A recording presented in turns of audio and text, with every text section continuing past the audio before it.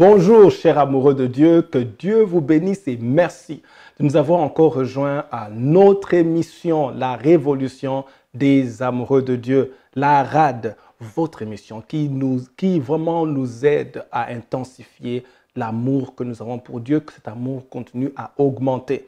Et nous sommes en train de parler de la position dans cette deuxième saison de nos émissions. Nous parlons de la position de l'Église en tant qu'épouse, une position importante, surtout dans ces derniers temps. Nous avons expliqué un peu par rapport aux derniers temps. Et ici, nous sommes en train d'étudier maintenant cette position de l'Église en tant qu'épouse, la position proprement dite. Éphésiens chapitre 5, verset 31, Paul nous explique un peu, bien que cette position, elle est déjà expliquée. La Bible utilise plusieurs images pour nous expliquer cette relation. L'histoire de Naomi, l'histoire de Ruth, toutes ces histoires nous expliquent un peu notre relation avec Jésus-Christ en tant qu'époux et nous, Église, en tant que son épouse. Mais Éphésiens chapitre 5, verset 31 va encore plus dans les détails et nous dit, c'est pourquoi l'homme quittera son père et sa mère et s'attachera à sa femme. Les deux deviendront une seule chair. Ce mystère est grand. Je dis cela par rapport à Christ et à l'Église. Paul explique que ce passage ici que nous lisons souvent pendant les cérémonies de mariage, il n'est pas en train de parler d'un homme et d'une femme ici, mais il parle de l'Église épouse et de Jésus-Christ. Il parle de Christ et l'épouse qui est l'Église. Et il dit, ce passage, si vous allez plus loin, Paul dit, donc Paul, ce qu'il essaie de dire, c'est que le passage qui a été lu d'abord dans Genèse, qui a été déclaré dans Genèse par Dieu lui-même. Je crois que si vous allez dans Genèse chapitre 2, verset 24, Genèse chapitre 2, verset 24 dit « C'est pourquoi l'homme quittera son père et sa mère et s'attachera à sa femme et ils deviendront une seule chair. » Ce passage ici parlait de l'union de Adam et de Ève.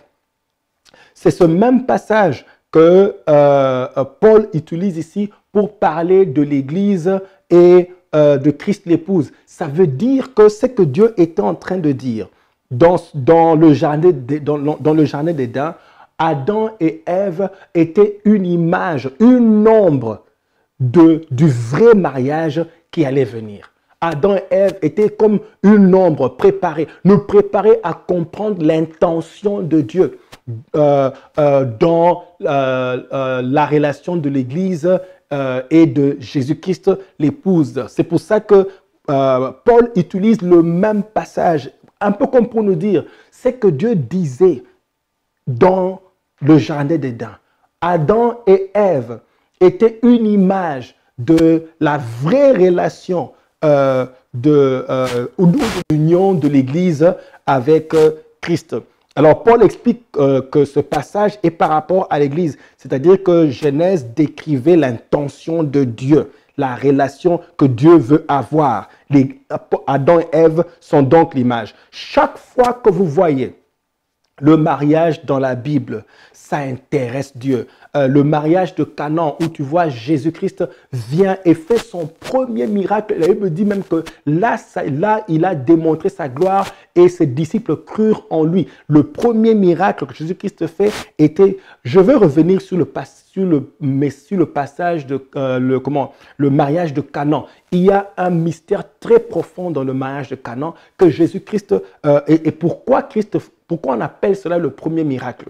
Mais ce n'est pas vraiment mon sujet pour le moment. Mais retenez qu'on va en reparler. Mais vous voyez Dieu intéressé au mariage. Et si nous étudions le mariage juif, nous allons comprendre vraiment l'intention de Dieu. D'abord, je vous donne ce passage et puis on va le développer. Jean chapitre 14, verset 3. La Bible dit « Et lorsque je m'en serai allé, et que je vous aurai préparé une place, je reviendrai et je vous prendrai avec moi afin que là où je suis, vous soyez aussi. » Ce passage est très puissant. Jésus-Christ ici est en train de parler en tant qu'époux et il parle à l'épouse. Laissez-moi vous expliquer. Le mariage juif avait trois grands actes. Le premier, c'était quand le jeune homme ou bien le fils va chercher une femme. Il devait d'abord aller discuter de la dot avec le père de la fille et qui la dot était généralement très élevée. La dot était généralement très élevée parce que le papa considérait qu'il a beaucoup investi dans la fille et donc quand le fils vient, quand le prétendant vient, il trouve le papa avait déjà fait la somme de tout ce qu'il a investi dans sa fille et si tu veux la prendre, tu seras obligé de payer tout ce qu'il avait investi dans sa fille. Et donc, la dot était très élevée. Et donc, le devait maintenant négocier la dot. Et cette négociation, finalement, quand il y a eu accord, cette négociation était appelée rachat. Donc, c'est un peu comme s'il rachetait un peu l'investissement du papa. Alors, donc, premier acte-là, le fils faisait le rachat. Et dans 1 Corinthiens chapitre 6, verset 20, la Bible dit « Car vous avez été rachetés à un grand prix ». Donc, Christ aussi, ici, fait le rachat. Donc, il paye pour nous, pour nous avoir. Alors, deuxième acte du mariage juif, il y avait, à part, dès que le fils paye le rachat, donc ils étaient maintenant fiancés officiellement. Ils étaient fiancés officiellement dès qu'il a payé le rachat.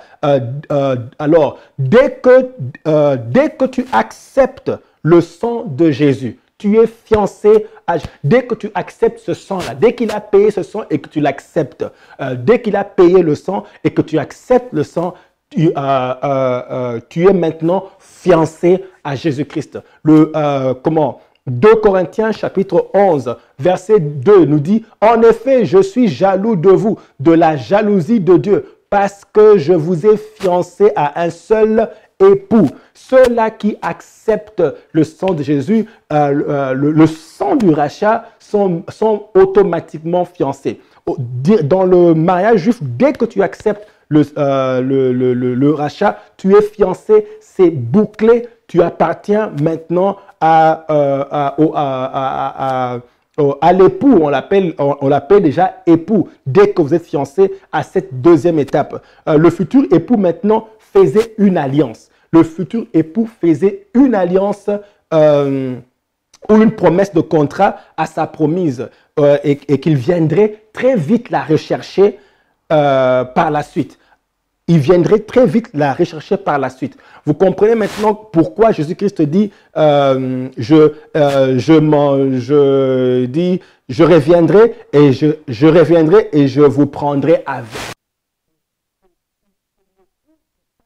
À la fiancée, il a déjà payé le prix du rachat et il revient. Donc, en fait, pour vous expliquer que cette histoire ce mystère de l'Église avec Jésus-Christ l'époux est une histoire d'amour pour les amoureux. Jésus-Christ, le grand amoureux, est amoureux de toi. Et il viendra te rechercher. Que Dieu vous bénisse, que ton amour pour Dieu continue à augmenter. Nous allons nous retrouver dans nos prochaines émissions. Ne ratez pas, nous continuons à développer cette relation importante de l'Église en tant qu'épouse. Soyez bénis et à plus tard.